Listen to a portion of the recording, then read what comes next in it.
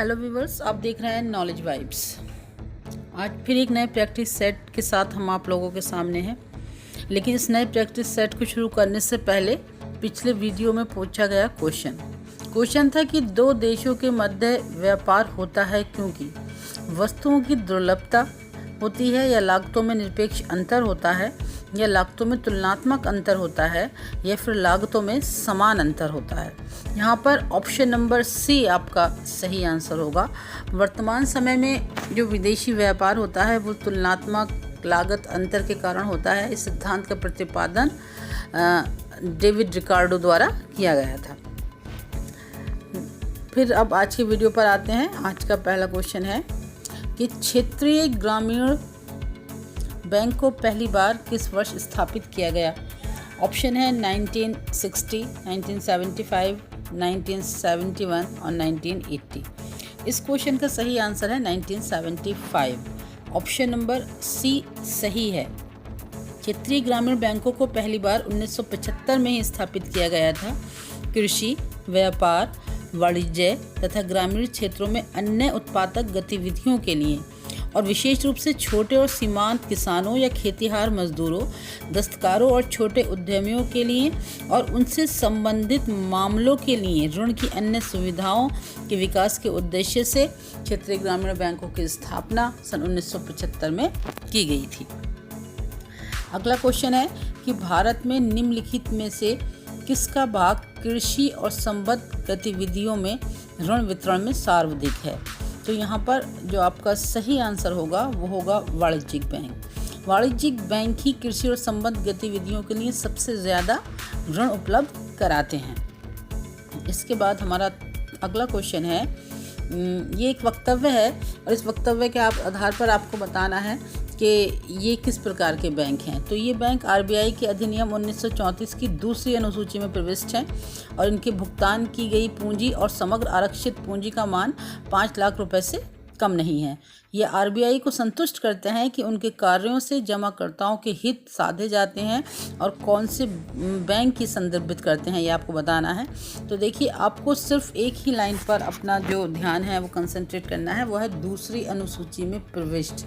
अगर आप यहीं इसी लाइन पर ध्यान से पढ़ेंगे तो आप इस क्वेश्चन का सही आंसर दे देंगे।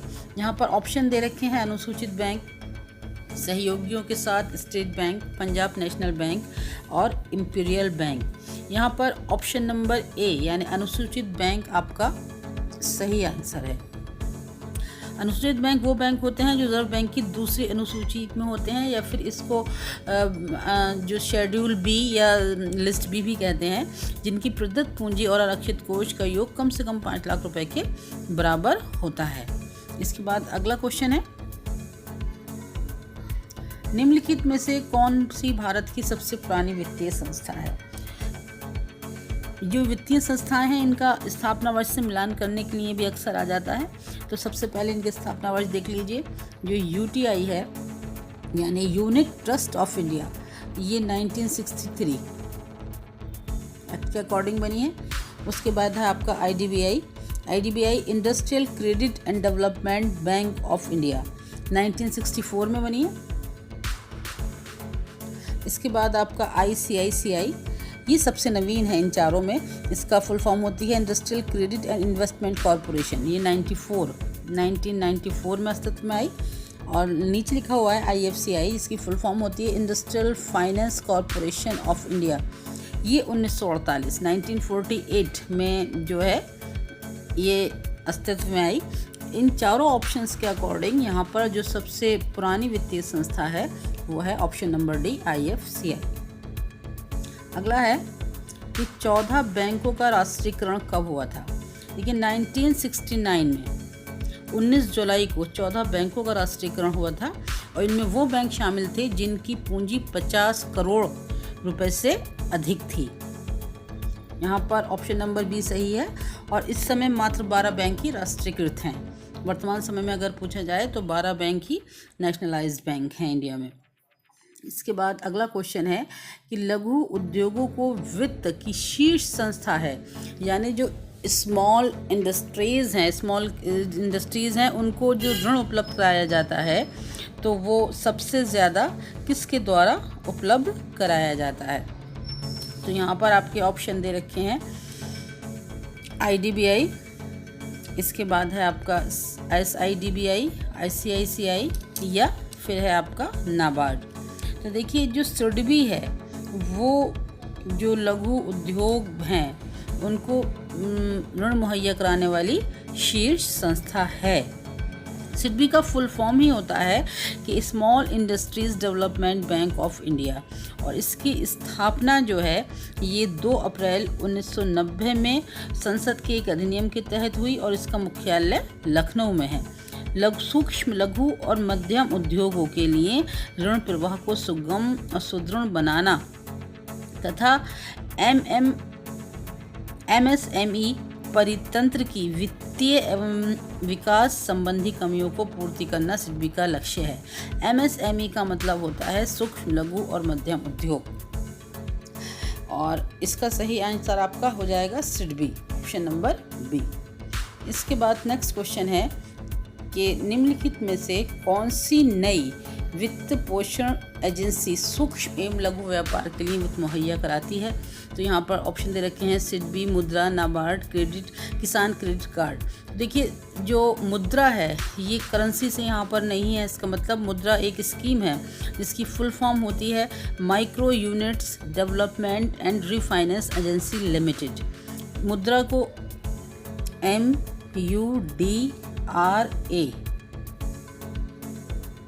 MUDRA मुद्रा लिखा जाता है, और ये फुल फॉर्म है micro units development and refinance agency limited, और इसकी स्थापना 8 अप्रैल 2015 को प्रधानमंत्री नरेंद्र मोदी द्वारा की गई थी, और ये छोटे उद्यमियों को फंड प्रदान करने के लिए है।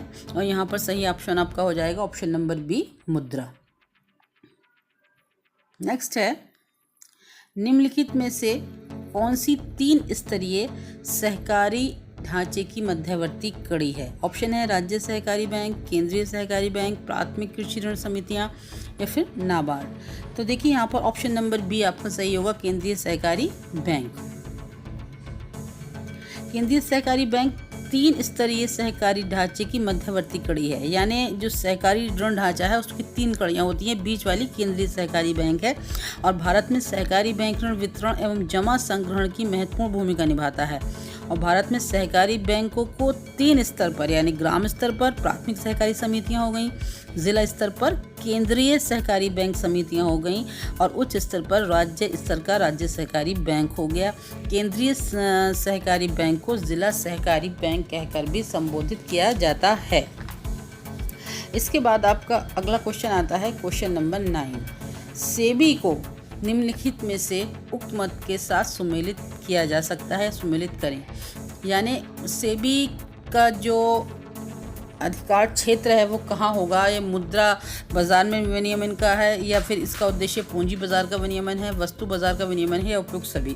तो देखिए सेबी जो है वो पूंजी बाजार से संबंधित है, पूंजी बाजार का विनियमन करता है ये, और इसकी स्थापना 12 अप्रैल सन 1988 को हुई तथा 30 जनवरी 1992 को एक अध्यादेश द्वारा इसे वैधानिक दर्जा दे दिया गया। पूंजी बाजार का नियमन करना, इसके अलावा निवेशकों के हितों का संरक्षण करना, इसके अलावा बैंक और वित्तीय कंपनियों को सूचना प्राप्त कराना या बैंक और वित्तीय कंपनियों से सूचना प्राप्त करना, पूंजी बाजार के ब्रोकर्स तथा बिचौलियों के अकाउंट एवं अन्य रिकॉर्डों की तलाशी व जब्त करना, ये सभी सेबी के जो कार्य के क्षेत्र हैं उस कार्य क्षेत्र के अंतर्गत आते हैं। यहाँ पर ऑप्शन है ऑप्शन नंबर बी कि जो सेबी है वो पूंजी बाजार से संबंधित है, या पूंजी बाजार का विनियमन इसकी प्रमुख मद है। इसके बाद क्वेश्चन नंबर 10 आ जाता है कि छोटे और लघु उद्योग के विकास के लिए उत्तरदायी शीर्ष वित्तीय संस्था भारत में कौन सी है। ऑप्शन दे रखे हैं IDBI, दूसरा ऑप्शन है SIDBI, नाबार्ड, या उपयुक्त में से कोई नहीं।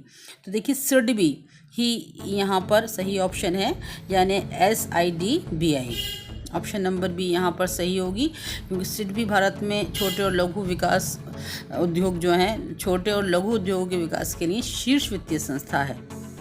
ऑप्शन नंबर बी आपका यहाँ पर सही होगा। इसके बाद अगला क्वेश्चन है कि वृद्धिमान पूंजी अनुपात, जिसे ICOR शॉर्ट में कहते हैं, वो क्या है, किसके तहत आप उसको व्यक्त कर सकते हैं। देखिए, पूंजी की मात्रा में वृद्धि और उत्पादन की मात्रा में वृद्धि के बीच के अनुपात को पूंजी अनुपात या वृद्धिमान पूंजी अनुपात कहते हैं। यहाँ पर ऑप्शन नंबर बी सही है। जब आप पूंजी की में वृद्धि है उसको उत्पादन में वृद्धि से डिवाइड करेंगे तो आपको पूंजी उत्पादन जो अनुपात है वो प्राप्त हो जाएगा। और ICOR को आप डेल्टा के अपॉन डेल्टा वाई द्वारा भी व्यक्त किए जा सकते हैं। पूंजी उत्पाद अनुपात का मतलब होता है कि जो उत्पादन आप प्रत्येक अतिरिक्त इकाई के उत्पादन के लिए या प्रत्येक इकाई के उत्पादन के लिए आप कितना पूंजी उसमें इन्वेस्ट कर रहे हैं। पूंजी उत्पादन अनुपात जितना कम होगा उत्पादकता के लिए उतना बेहतर है, और पूंजी उत्पादन अनुपात जितना ज़्यादा होगा उत्पादकता के लिए उतना ही हानिकारक है। ऑप्शन नंबर बी आपका सही है। इसके बाद अगला है, निम्नलिखित में से असंगठित मुद्रा बाजार का अंग क्या है। ये क्वेश्चन बहुत आसान है और बार बार पूछा जाता है। यहाँ पर ऑप्शन नंबर बी सही है। भारत में 2 प्रकार के मुद्रा बाजार होते हैं, संगठित और असंगठित। संगठित मुद्रा बाजार में आपका आ जाता है रिजर्व बैंक, वाणिज्यिक बैंक या सहकारी बैंक इत्यादि, जबकि असंगठित मुद्रा बाजार में देशी बैंकर्स जैसे आते हैं, जिन्हें अलग अलग राज्यों में, क्षेत्रों में अलग अलग नामों से पुकारा जाता है। उत्तर प्रदेश में इन्हें साहूकार कहते हैं, पंजाब में ये महाजन, मारवाड़ में सेठ, मद्रास में चिट्टी कहलाए जाते हैं। असंगठित मुद्रा बाजार का अंग साहूकार हैं। ऑप्शन नंबर बी सही है। इसके बाद अगला ऑप्शन है कि निम्नलिखित में से कौन सा यूनिट ट्रस्ट ऑफ इंडिया से संबंधित नहीं है। तो देखिए, भारत में साझा कोष व्यवस्था का शुभारंभ यूनिट ट्रस्ट ऑफ इंडिया द्वारा 1964 में किया गया, और उसके बाद UTI के द्वारा, UTI मतलब यूनिट ट्रस्ट ऑफ इंडिया, वर्ष 1987 में 5 योजनाओं के साथ संचालन शुरू किया गया UTI का। ये 5 योजनाएं थी, master share, master gain, grand master, master growth योजना आदि। तो देखिए, जो यूनिट ट्रस्ट की इतनी भी योजनाएं हैं उन सब में मास्टर वर्ड जुड़ा हुआ है।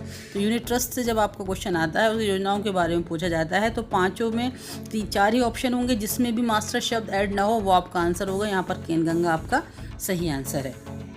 ऑप्शन ए सही है। इसके बाद आ जाता है क्वेश्चन नंबर 4 कि सरकार ने वित्तीय समावेशी कोष FIF बनाने का निश्चय वित्तीय समावेशी समिति की संस्तुति के आधार पर किया, जिसके अध्यक्ष थे, यानी FIF के अध्यक्ष के बारे में पूछा गया है।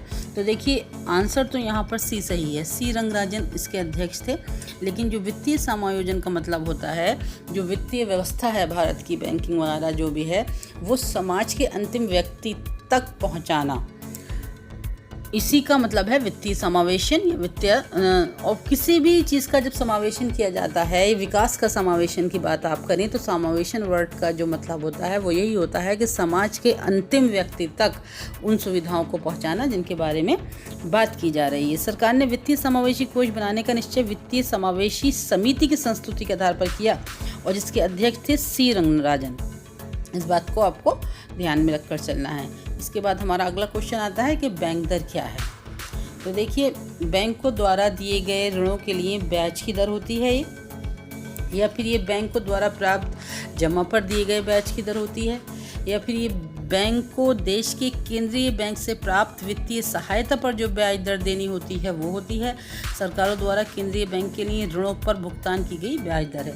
तो ये बैंक दर वो दर होती है जिस पर देश का जो केंद्रीय बैंक होता है वो अपने सदस्य बैंकों की बिलों की पुनर्कटौती करता है, अथवा प्रथम श्रेणी की प्रतिभूति की आड़ में उधार देता है। तो इस अकॉर्डिंग यहाँ पर ऑप्शन नंबर सी सही है, यानी बैंकों को देश के केंद्रीय बैंक से प्राप्त वित्तीय सहायता पर जो ब्याज दिया जाता है वही बैंक दर होती है। इसके बाद नेक्स्ट है कि भारत में मौद्रिक प्राधिकरण का क्या मतलब है। मौद्रिक प्राधिकरण मतलब जिस जगह से या जिस इंस्टीट्यूशन या जिस संस्था से मौद्रिक नीति जो है वो संचालित होती हो। तो भारत में RBI है, इसका आंसर है RBI। नेक्स्ट है, किसे नोट छापने का एक अधिकार प्राप्त है। ये क्वेश्चन यूँ तो बहुत इजी है, ऑप्शन नंबर ए इसका सही आ रहा है, रिजर्व बैंक। लेकिन रिजर्व बैंक सारे ही नोट छापता है, एक सिवाय 1 रुपये के नोट को छोड़कर। 1 रुपये का नोट भारत सरकार द्वारा छापा जाता है और उस पर भारत के जो वित्त सचिव हैं उनके हस्ताक्षर होते हैं, और 1 रुपये के नोट को छोड़कर सभी नोटों पर जो आरबीआई के तत्कालीन गवर्नर होते हैं उनके हस्ताक्षर होते हैं। नोट छापने का एक अधिकार भारत में रिजर्व बैंक ऑफ इंडिया को प्राप्त है। ये मौद्रिक व्यवस्था में जो सर्वोच्च संस्था है मौद्रिक व्यवस्था ही ये करती है और उसका केंद्र है मौद्रिक प्रणाली का, मौद्रिक नीति का, आरबीआई। इसके बाद नेक्स्ट क्वेश्चन है कि भारत में रिजर्व बैंक की स्थापना कब हुई। देखिए यहाँ पर बात की जा रही है रिजर्व बैंक की स्थापना की। जब रिजर्व बैंक की स्थापना की बात हो तो 1 अप्रैल 1935 को रिजर्व बैंक की स्थापना हुई। लेकिन अगर राष्ट्रीयकरण पूछ लिया जाए तो 1 जनवरी 1949 को आरबीआई का राष्ट्रीयकरण नेशनलाइजेशन हुआ। दोनों ही डेट आपको याद करना है। एस्टेब्लिशमेंट आए तो 1935 1 अप्रैल, और अगर जो इसका राष्ट्रीयकरण पूछा जाए तो 1 जनवरी 1949 आपको इसका आंसर देना है। यहाँ पर ऑप्शन नंबर बी सही है, स्थापना की बात हो रही है। इसके बाद अगला क्वेश्चन है कि ग्राम स्तर पर ऋण इसके द्वारा वितरित किए जाते हैं। इन चारों ऑप्शंस में किसके द्वारा वितरित किए जाते हैं? नाबार्ड द्वारा, प्राथमिक सहकारी साख समिति द्वारा, केंद्रीय सहकारी साख समिति द्वारा, राज्य सहकारी बैंक द्वारा। तो देखिए प्राथमिक स्तर की बात हो रही है। सहकारी जो ऋण व्यवस्था है वो त्रिस्तरीय है, अभी पहले भी बताया है।